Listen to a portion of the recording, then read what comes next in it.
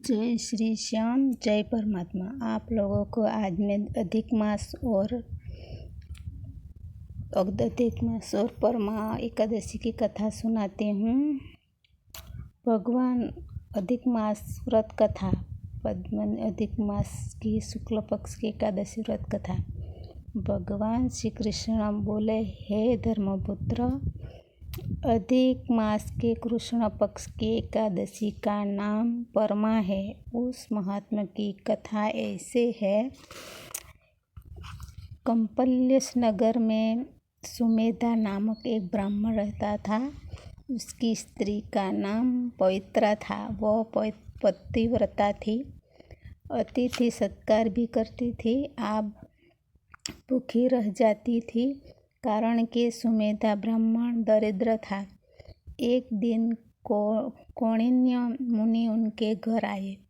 पति और पत्नी ने उनका श्रद्धा भक्ति से पूजन किया और दरिद्रता के नाश का उपाय पूछा। कौंडिन्य मुनि बोले, दरिद्रता को दूर करने का सुगम उपाय यही है कि तुम दोनों मिलकर लौंद मास का कृष्ण पक्ष की एकादशी का व्रत करो।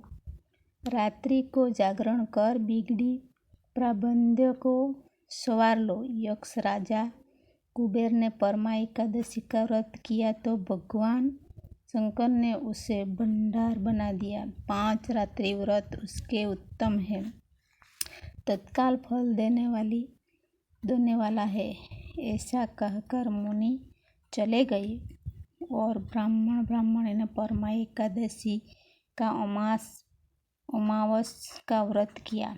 प्रातः समय पड़वा के दिन एक राजकुमार घोड़े पर चढ़कर आया। उनको एक उत्तम गृह रहने को दिया और ग्राम भी उनको नाम लगाकर चला गया। इस परमा एकादशी का महात्म्य सुनने से इस लोक में अनंत सुख भोग कर अनंत में इंद्रलोक को जाता है। लौंद अधिक मास की एकादशी अति श्रेष्ठ है।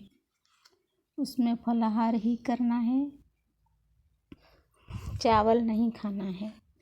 अधिक मास का कृष्ण परमा एकादशी की कथा। भगवान कृष्ण बोले, हे युधिष्ठिर, अधिक मास के शुक्ल पक्ष की एकादशी का नाम पद्मिनी है। उसमें मेरी और मेरी प्यारी वृषभानु दुलारी की तथा शिव पार्वती की पूजा की जाती है। इसकी विधि यही है कि दशमी के दिन मिथ्या भाषण, निंदा आदि कुकर्मों का त्याग करें। रात्रि को भूमि पर शयन करें। उसकी महात्म्य की कथा पुलस्त्य के नारद ऋषि को सुनाई थी। त्रेतायुग में एक महर्षि नामक नगरी में कृत्यवीर्य नामक राजा राज्य करता था। उनकी 100 स्त्रियां थी, पुत्र एक भी नहीं था। पुत्र प्राप्ति के लिए पुत्रेष्टि यज्ञादि अनेक उपाय किए, परंतु पुत्र प्राप्त न हुआ। अंत में यही विचार किया कि गंधमादन पर्वत पर जाकर तपस्या करूं। उसकी स्त्री ने कहा, मैं भी साथ चलूंगी। पति और पत्नी दोनों ने गंधमादन पर्वत पर जाकर 10,000 वर्ष तक तपस्या की, परंतु सिद्धि को प्राप्त न कर सके। राजा रानी दोनों का मांस सूख गया, हड्डियों का पिंजरा रह गया। रानी ने विचार किया, अब महापतिव्रता अनुसुईया की शरण में जाकर कोई उपाय पूछूं। ऐसा विचार करे अत्रि मुनि की पत्नी अनुसुईया के पास आए। दंडवत पूजा कर कहने लगी, मैं राजा हरिश्चंद्र की पुत्री हूँ।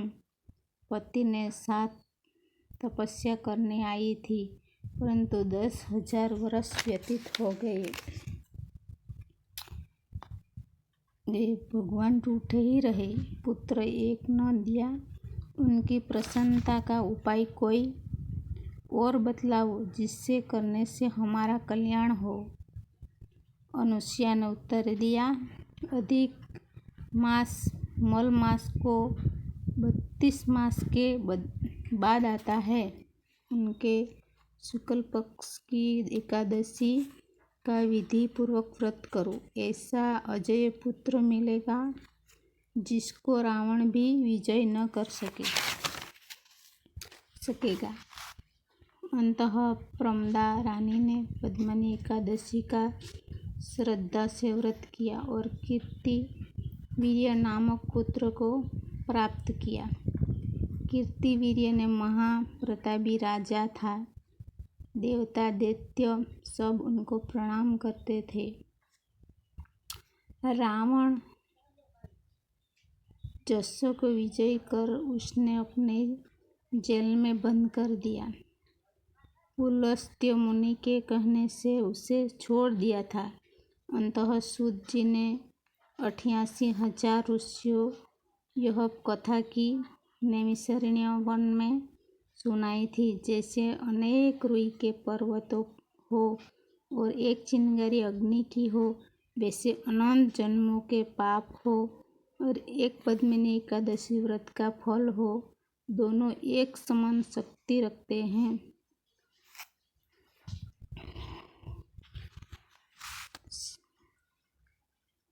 तो आप लोगों को एक प्रार्थना सुनती हूँ। एकादशी के श्याम बाबा की महत्व ज़्यादा है, तो आप लोग भी श्याम बाबा की नाम की एक दो महीने में 11 आती है, वो करे, अवश्य करें। तो आप लोगों को एक भजन भी सुनाती हूँ। हारा हूँ बाबा पर तुझ पे भरोसा है, जीतूंगा एक दिन मेरा दिल ये कहता है। मेरे माझी बन जाओ, मेरी नाव चला जाओ, रोते को बाबा शाम हमको हंसा जाओ। हारा हूँ बाबा पर तुझ पे भरोसा है, जीतूंगा एक दिन मेरा दिल ये कहता है, मेरा दिल ये कहता है। श्याम बाबा की इतने चमत्कार है कि क्या बताऊँ आप लोगों को।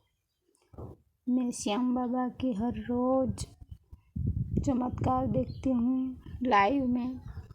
श्याम बाबा जिसके पास पुत्र न हो, पुत्र देते हैं। जिसके पास कर्जा है उसमें भी मदद करते हैं। जिसका भाई ना हो वो श्याम बाबा को प्रेम से भक्ति करते हैं और बेदो आंसू गिराते हैं, उसकी सुन लेता है मेरा बाबा। श्याम बाबा बहुत भोला है, उसको ज़्यादा भक्ति नहीं तो थोड़ी भक्ति ज़रूर करो, क्योंकि इस कलयुग में कोई किसी का है नहीं। चाहे जितनी भी मदद करो, चाहे जितनी भी संपत्ति करो, कोई इस जीवन में किसी न किसी बात की कमी रह जाती है, तो इस दुनिया में जीना बहुत कठिन कर देते हैं लोग। तो इस कलयुग के ये श्याम बाबा देवता है और आप लोग बहुत प्रेम से उसकी पूजा सेवा करेंगे तो आप लोगों की विनती ज़रूर सुनेगा। क्योंकि मैंने देखा है किसी को कैंसर ठीक हो जाता है, किसी को पुत्र की आवश्यकता है तो पुत्र देता है, पुत्री देता है, जो मांगेगा वही देता है। और घर में परेशानी हो तो वो उसमें भी आपको मदद ज़रूर करता है। यहाँ पे मैंने देखा, आप जितना भी खिलाओगे किसी को, वो अपने नहीं होते हैं। एक दिन आपको ज़रूर ठुकराएंगे। इस कलयुग में किसी का दोस्ती करो या ना करो, पर हमको ज़रूर रुलाते हैं एक दिन। लेकिन बाबा ऐसे हैं, बहुत भोले हैं बाबा के पर्चे सुन कर मैंने देखा है कि श्याम बाबा सबकी बहुत मदद करते हैं। कितने के कर्जे उतार देते हैं, किसी के घर नहीं है तो घर भी देता है। उसका ऐसा दिमाग कर देता है कि वो कमाने के लायक हो जाता है। और किसी के घर में तो वो खुद आके ऐसा करता है कि मनुष्य बदल जाता है। खराब रास्ते जाने लगे हैं वो भी सुधर जाते हैं और हमारे जीवन में खुशियों की लहर दौड़ाता है मेरा बाबा।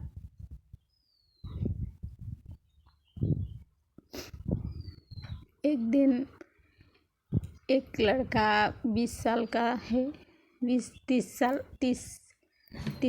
साल का था। उसके 7 बरस से बच्चे नहीं हो रहे थे, तो सारी जगह पर हार के वो खाटू श्याम गया। तो श्याम बाबा को उसने कहा कि बाबा, मैं हर जगह से थक गया, हार के आया हूँ आपके पास। तो उसने कहा कि श्याम बाबा, मेरे इसी महीने में काम हो जाए तो मैं फिर आऊँगा। तो उसके लड़के के वो घर गया तो उसी ही महीने में उसने पत्नी का घर बटहर गया और उसके पास कर्जे के मकान में रहता था। तो उसको 15-20 लाख का घर भी मिल गया उसी महीने में। तो श्याम बाबा अपना काम करते हो तो हम लोगों को भी उनका धन्यवाद करने के लिए जाना पड़ेगा खाटू श्याम फिर से, क्योंकि हमारी मदद करता है तो हमको भी जाना पड़ेगा। फिर ऐसा नहीं कि हमारा काम बन गया और हम नहीं जाएंगे, जाना पड़ता है। श्याम बाबा मनोना धाम भी है, वहाँ भी कितने लोगों की बीमारियां ठीक हो रही है। कितने के तो एक लड़की थी मनोना धाम की, वो वहाँ मंदिर बनने से पहले वो छोटी थी तो गिर गई थी कुंड में। तो वो सब ढूंढने लग गए तो वो मिली नहीं थी। तो फिर उसको थोड़ा आधे पौने घंटे में वो तैर कर ऊपर आई थी। तो निकाला तो उसका मृत्यु हो चुका था। तो उनके मम्मी पापा लोग रोने लगे। तो श्याम बाबा का मंदिर वहाँ बन रहा था। तो वहाँ के मनोना धाम के महंत जी ओमेंद्र महाराज, उसने ही मंदिर की नींव डाली थी। तो श्याम बाबा को उसने कहा कि श्याम बाबा, अभी तो तुम्हारा मंदिर बनने के लिए नींव रखी, वहाँ तो यही घटना बन गई। तो ऐसा होगा तो क्या होगा।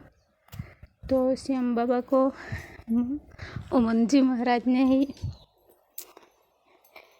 कहा कि श्याम बाबा, उसको तुमने ठीक नहीं किया तो मैं भी मेरे गले से काट कर रख दूंगा।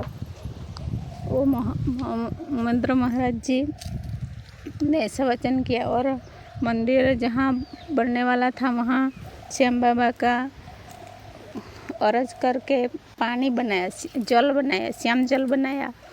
और वो मरी हुई लड़की के पास सीट दिया तो वो लड़की जीवित हो गई।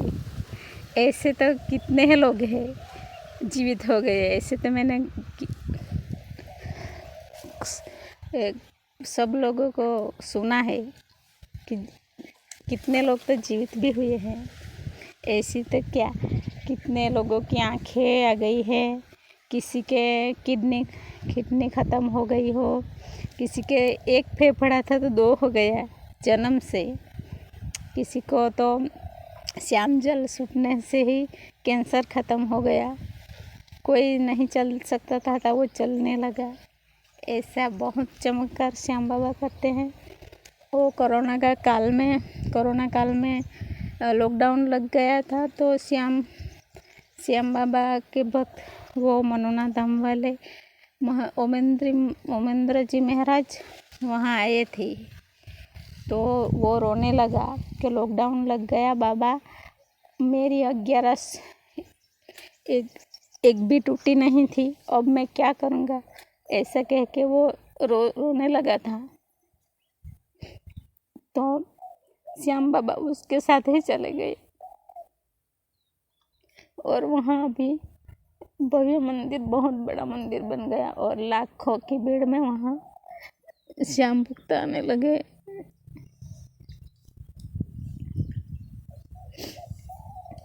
और वहाँ बड़े बड़े बीमारियाँ वाले ठीक हो जाते हैं, इमरजेंसी वाले आते हैं एम्बुलेंस लेके, जो हॉस्पिटल से हार जाता है वो लोग वहाँ आते हैं।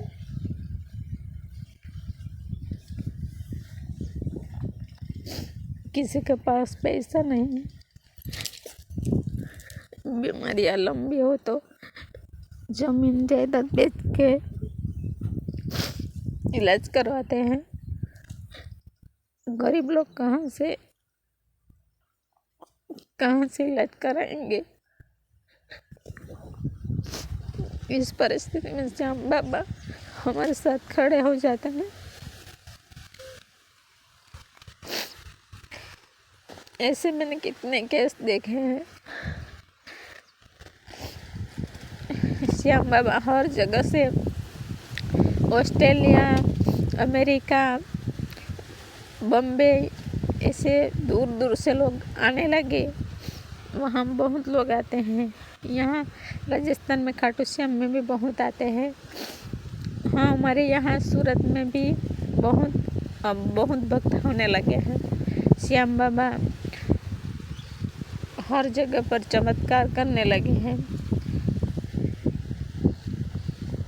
मैंने इतने केस देखे हैं कि डॉक्टर भी हार जाते हैं और अमुक जगह पर तो डॉक्टर भी खुद वहाँ भेजते हैं, खाटू श्याम और मनोना धाम, क्योंकि उसके पर इलाज ही नहीं बचता है तो क्या करे। श्याम बाबा सेल स्टेज पर भी किसी को जीवन दे देता है। हम तो इस धरती पर जितना जीवन है इतना दे सकता है, ऐसा नहीं कि हम अमर ही हो जाएंगे, लेकिन हमारा जीवन है तो श्याम बाबा और उस परिस्थिति में हमारा हाथ पकड़ लेता है और हमें नया जीवन देते हैं। वो दुखों में भी हंसाता है। एक दिन में मुझे फणस की सब्जी खाने का मन हुआ तो मुझे सारी रात वो फणस ही याद आया। तो हमारे यहाँ की एक लड़की घर पे फणस ही लेके आई और वो मैंने सब्जी बनाकर खाया। इसीलिए ऐसा नहीं कि श्याम बाबा हमारी मनोकामना पूर्ण करते हैं श्याम बाबा। कभी कभी वक्त भी लगता है, क्योंकि हमने भी पाप किया होता है तो पाप का कर्म भी भोगना तो पड़ता है, पर श्याम बाबा फिर भी हमारी मदद करने ज़रूर आता है। तो आप लोगों को हमारी कहानियाँ अच्छी लगे, सच्ची लगे तो हमारे पर विश्वास करके आप लोग भी श्याम बाबा का पूजन अर्चन करो, क्योंकि इस दुनिया में भगवान के सिवा कोई किसी का नहीं होता है। भगवान तो हर तरफ से सुन लेते हैं। मनुष्य लोगों को तो आप जितना भी खिलाओगे ना, फिर भी झूठ ही बोलेंगे, एक दिन जरूर झूठ बोलेंगे, पर भगवान के पास सब हिसाब रहता है। मुझे श्याम बाबा की कहानी सुनते सुनते बहुत रोना आ जाता है, क्योंकि हर किसी के जीवन में कितना दुख होता है वो किसी को बता नहीं सकता। हम अपने भगवान को जरूर बता सकते हैं।